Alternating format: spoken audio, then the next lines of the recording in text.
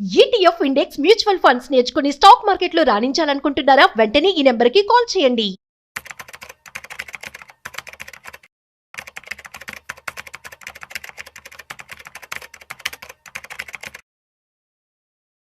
తక్కువ ఇన్వెస్ట్మెంట్ చేయాలి కానీ ఎక్కువ లాభాలు పొందాలి అని చెప్పి అంటూ ఉంటారు చాలా మంది ఇన్వెస్ట్మెంట్ చేసేవారు. సో అలాంటి రిటర్న్స్ ఇచ్చే వాటిని మనం ఏమంటామంటే మల్టీ బ్యాగర్ స్టాక్స్ అంటాం. అయితే మల్టీ బ్యాగర్ స్టాక్స్ అనేవి ఎలా వర్క్ అవుతాయి, at the same time 1x 2x 3x 5x growth కూడా ఇస్తూ ఉంటాయి.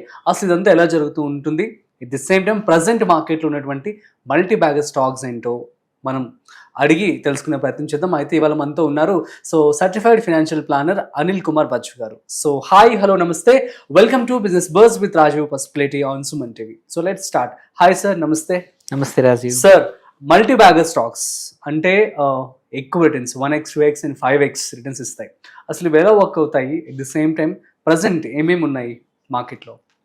సో మల్టీ బ్యాగర్స్ వచ్చేసి జనరల్గా ఏంటంటే అంటే ఎక్కువగా డిస్కవర్ అవ్వలేదు, but still there is a huge market. అంటే వాళ్ళు అవి మంచి గ్రో అవుతున్నాయి. సడన్గా ఇన్వెస్టర్స్ డిస్కవరీ అయ్యింది అనుకోండి, గ్రోత్ అనేది ఎంత ఫాస్ట్ ఉందంటే మల్టిపుల్ టైమ్స్ గ్రో అవ్వచ్చు. సో దీనికి కావాల్సిందంటే కొంచెం ఓపిక, కొంచెం సెలెక్షన్ అండ్ కొంచెం అదృష్టం, మూడు కూడా కావాలి. అందుకోసమే మల్టీ బ్యాగర్స్ ఎప్పుడైనా సరే ఓన్లీ 1-2 మీద కాకుండా ఒక 3-4-5 స్టాక్స్లో డైవర్సిఫై చేసుకొని ఉన్న క్యాపిటల్ని కొంచెం కొంచెం చేయడం వల్ల 1-2 అదృష్టం బాగాలేకపోయినా 3 కానీ 2 వచ్చినా మనకి 5 టైమ్సే కాదు 10-20 టైమ్స్ కూడా అయ్యే అవకాశాలు ఉన్నాయి. బట్ పోర్ట్ఫోలియో డైవర్సిఫై చేసుకోవాలి. సో మరి వేరే స్టాక్స్ కి వీటికి సెక్టర్స్ మళ్ళీ జనరల్ గా బ్రాడ్ పోర్ట్ఫోలియో క్రియేట్ చేసేటప్పుడు ఒక 25-30% ని శాటిలైట్ పోర్ట్ఫోలియో అంటామా. There are core portfolio, there is satellite portfolio. Core is where you build according to నీ రిస్క్ ప్రొఫైల్, స్టెబిలిటీ కోసం. కుడ్ బి ఐడియల్లీ 60-70% ఆఫ్ నీ డబ్బుల్ని నువ్వు కోర్ పోర్ట్ఫోలియో బిల్డ్ చేయమంటావు. అందులో కూడా మీ రిస్క్ ప్రొఫైల్, మీ ఏజ్ని బట్టి గ్రోత్ స్టాక్సా, కొంచెం కన్జర్వేటివా, కొంచెం డివిడెండా అనేది కోర్ పోర్ట్ఫోలియో. బట్ శాటిలైట్ పోర్ట్ఫోలియోకి వచ్చేవరకు ఇట్లాంటి multi baggers, small cap stocks, micro cap స్టాక్స్తో ఫిల్ చేస్తే ఏంటంటే కోర్ విల్ గ్రో 70%. ఈ 30 ఏంటంటే అన్ని కాకపోయినా 1-2 పెరిగినా ఈ మన పోర్ట్ఫోలియోకి మంచి బూస్ట్ ఇస్తుంది అనమాట. సో కోర్ లెట్స్ 14% 15% పెరిగినా ఈ వీటి వల్ల సడన్గా 20-25 అవ్వచ్చు, ఎందుకంటే వీటి కోర్ నుంచి శాటిలైట్ నుంచి వచ్చే బూస్ట్. సో అందుకే మీరు ఓన్లీ 30-40% ఉన్న వాటికి మాత్రమే ఇట్లాంటి మల్టీ బ్యాగర్స్ కానీ ఇట్లాంటి వాటికి పెట్టాలి. ఆ 30-40లో కూడా డోంట్ మరి ఒక్క స్టాక్ కాకుండా 3-4 స్టాక్స్లో డివైడ్ చేసుకోండి. కాన్సన్ట్రేషన్ ఈజ్ ఇంపార్టెంట్ వెల్త్ క్రియేషన్కి, డైవర్సిఫికేషన్ ఈజ్ ఇంపార్టెంట్ వెల్త్ ప్రిజర్వేషన్కి. అవును, ఓకే. వెల్త్ ప్రిజర్వ్ చేసి కాన్స్టెంట్గా గ్రో కావాలంటే డైవర్సిఫై చేయాలి.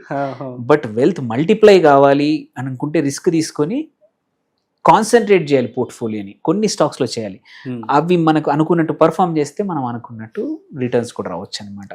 సో అందుకోసమే ఈ శాటిలైట్ పోర్ట్ఫోలియోలో మాత్రం కొన్ని స్టాక్స్లో అడిషనల్గా ఎక్కువగా ఒక 3-4 స్టాక్స్లో పెట్టుకోవాలి. అండ్ ఎగ్జాంపుల్స్ చెప్తారా ఏమైనా ప్రెసెంట్ మార్కెట్లో ఉన్నవి? తప్పకుండా. సో దీస్ మల్టీ బ్యాగర్స్ మనం ఎప్పుడైనా సరే చూస్ చేసుకోవాలంటే కొన్ని క్యారెక్టరిస్టిక్ ఫీచర్స్ ఉంటాయి. ఒకటి, పర్సంటేజ్ ఆఫ్ గ్రోత్ ఇయర్ కానీ క్వార్టర్ కానీ చాలా హై. అంటే ఆ సెక్టరే అనుకోండి, ఆ సెక్టర్లో కూడా లీడింగ్ అంటే లీడింగ్ ఉంటుంది. At the same time return on equity కూడా ఇంపార్టెంట్. ఓన్లీ గ్రోతే కాదు, ఈక్విటీ మీద కూడా డిపెండెంట్. అంటే గ్రోత్ అట్లా ఉంటేనే ఆ స్టాక్సే మంచిగా పర్ఫామ్ చేసే అవకాశాలు ఉంటాయన్నమాట. సో మనము ఎగ్జాంపుల్ కొన్ని స్టాక్స్ తీసుకుందాము. ఏవైతే దీన్ని మనం ఈ స్టాక్స్ ఏవైతే చెప్తున్నామో పొటెన్షియల్ ఉన్న మల్టీ బ్యాగర్ ఉన్న stocks. But at the same time investors కానీ ట్రేడర్స్ ఎవరైతే వాచ్ చేస్తున్నారో వాళ్ళ ఓన్ అనాలిసిస్ కూడా కంపల్సరీ చేసుకోవాలి. చేసుకొని మాత్రమే యాడ్ చేయాలి. ఎందుకంటే this is whatever we are మనం చేస్తుందంతా ఎడ్యుకేషన్ పర్పస్ కోసం మాత్రమే ఈ స్టాక్స్ చెప్తున్నాం అనమాట. సో వచ్చేసి ఒకటి E2E నెట్వర్క్స్. సో ఇది ఒక 5,600 కోట్ల మార్కెట్ క్యాప్ ఉన్న company. So revenue percentage per annum growth చూసుకున్న లాస్ట్ 5 yearsకి 45% పర్ యానం గ్రోత్ అవుతుంది. ఇయర్ ఆన్ ఇయర్ 45% రెవెన్యూ పెరుగుతూ ఉంది, which is a wonderful sign. And operating profit కూడా 40% ఇయర్ ఆన్ ఇయర్ 40% CAGRతో పెరుగుతుంది. Profit after tax which is another important thing. ఇవి ఉండడమే కాదు, ప్రాఫిట్ కూడా, అంటే నెట్ ఎంత మిగులుతుందో కూడా చూసుకుంటే 48% అనమాట. వన్ ఆఫ్ ద కన్సిస్టెంట్గా ఇంత 3 నంబర్స్ కన్సిస్టెంట్గా ఉన్నాయి. రిటర్న్ ఆన్ ఈక్విటీ కూడా 29% ఉంది. అండ్ సో వండర్ఫుల్గా ఉంది. అండ్ సో ఇవన్నీ పారామీటర్స్ తీసుకుంటే, అండ్ డెట్ లేదు, జీరో డెట్ కంపెనీ. సో ఇవన్నీ చూస్తే ఇది ఒక కుడ్ బి వన్ పొటెన్షియల్ మంచి మల్టీ బ్యాగర్ అయ్యే అవకాశాలు ఉన్నాయి. 3x 5x 10x 100x కూడా తెలియదు, బట్ మంచి స్టాక్ అనుకున్నట్టు మేనేజ్మెంట్ గైడెన్స్ ప్రకారం గోయింగ్ ఫార్వర్డ్ ఇలాగ పర్ఫామ్ చేస్తే మాత్రం మంచి రిటర్న్స్ ఇవ్వచ్చు లాంగ్ టర్మ్కి. అంటే ఇవాళ ఇన్వెస్ట్ చేసి మల్టీ బ్యాగర్స్ ఏంటంటే ఇవాళ చేయగానే 1 monthలో పెరుగుతాయంటే చెప్పలేము.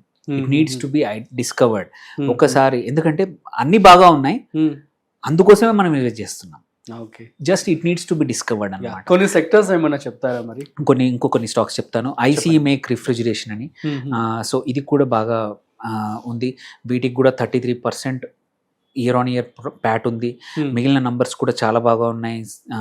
ఈవెన్ ఆర్ఓఐ తీసుకున్నా కానీ నియర్లీ 30% ఉంది. డెట్ టు ఈక్విటీ రేషియో తీసుకున్నా కూడా అన్ని మేనేజబుల్ నంబర్స్ ఉన్నాయి.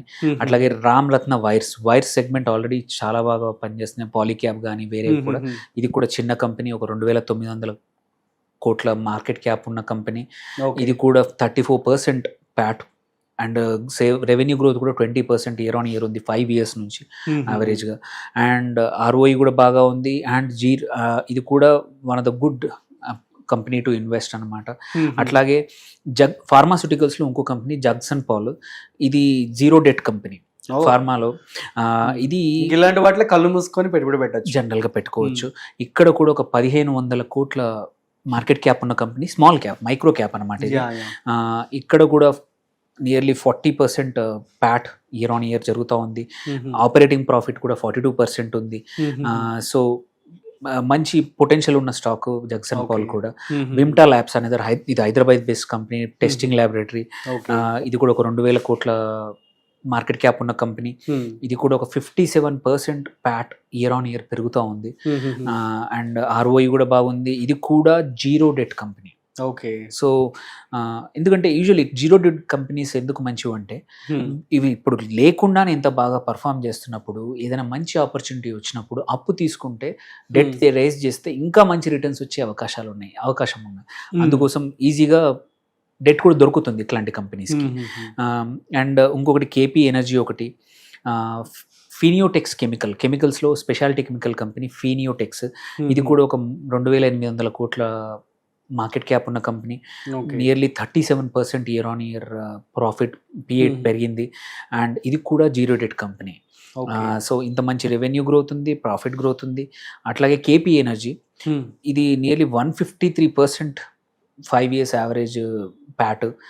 ఈవెన్ రెవెన్యూ గ్రోత్ కూడా 65% ఉంది, వండర్ఫుల్. అండ్ ఆపరేటింగ్ ప్రాఫిట్ కూడా గ్రోత్ 88% ఉంది. సో ఇవన్నీ అంటే ఆల్ దీస్ మిక్స్ అంటే పాయిజ్డ్ ఏంటంటే మంచి గ్రో అవ్వడానికి. ఇంకొకటి Vardhman speciality steels company, regular steel company కాకుండా ఈ స్పెషాలిటీ స్టీల్స్ ప్రొడ్యూస్ చేస్తుంది. ఇది కూడా ఒక 2,100 కోట్ల మార్కెట్ క్యాప్ ఉన్న కంపెనీ. 52% ప్యాట్ గ్రోత్ ఉంది. డెట్ కూడా మల్టీ బ్యాగర్స్ అన్ని కూడాను స్మాల్ లో ఇంకా స్మాల్ క్యాప్స్ అని చెప్పి అనుకో. యూజువల్లీ అలాగే ఎప్పుడైనా సరే మనము ఒకరు పొడుగు పెరగాలన్నా, గ్రోత్ పెరగాలనుకోండి, 0 నుంచే స్టార్ట్ అవుతుంది కదా. చిన్న ఉంటేనే పెద్దగా పెరిగే అవకాశాలు ఉంటాయి. ఆల్రెడీ 7 feet ఉన్నది అనుకోండి, వాళ్ళు పెరగాలంటే కష్టం.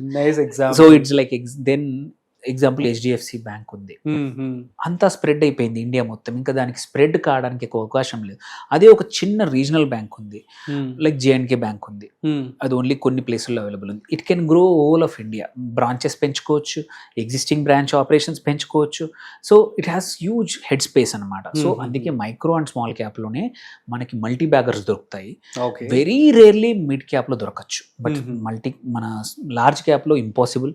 ఎందుకంటే already everybody knows that stock, ప్రతి ఒక్కరు స్టడీ చేస్తున్నారు, వాటి యొక్క ఆర్డర్స్ అందరికీ తెలుసు, వాటి యొక్క ప్లాన్స్ తెలుసు, కెపాసిటీ తెలుసు, మేనేజ్మెంట్ తెలుసు. వెరాజ్ మైక్రో అండ్ స్మాల్ క్యాప్లో ఇవన్నీ తెలియవు. ఎప్పుడైతే కొంచెం బయటపడిందంటే చాలు, ఇన్వెస్టర్స్ కొంటా ఉంటారు. అప్పుడే మనకి, అందుకే మనం చూడాల్సిన ఏంటంటే high revenue growth, high profit growth, high మన ఏమంటారు లో డెట్, సేమ్ వే మన ROE చాలా బాగుండాలి.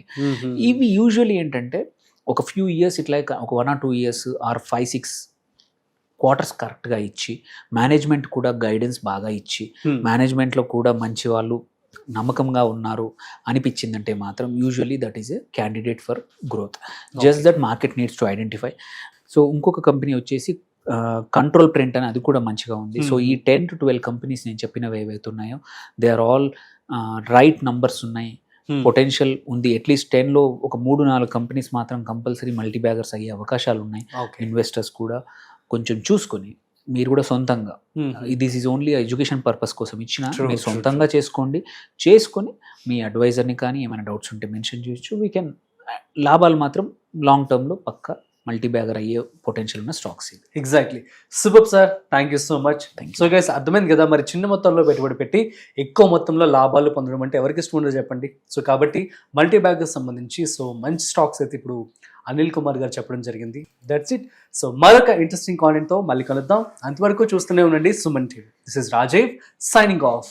వీడియో నచ్చినట్లయితే like, share and subscribe. Thanks for watching.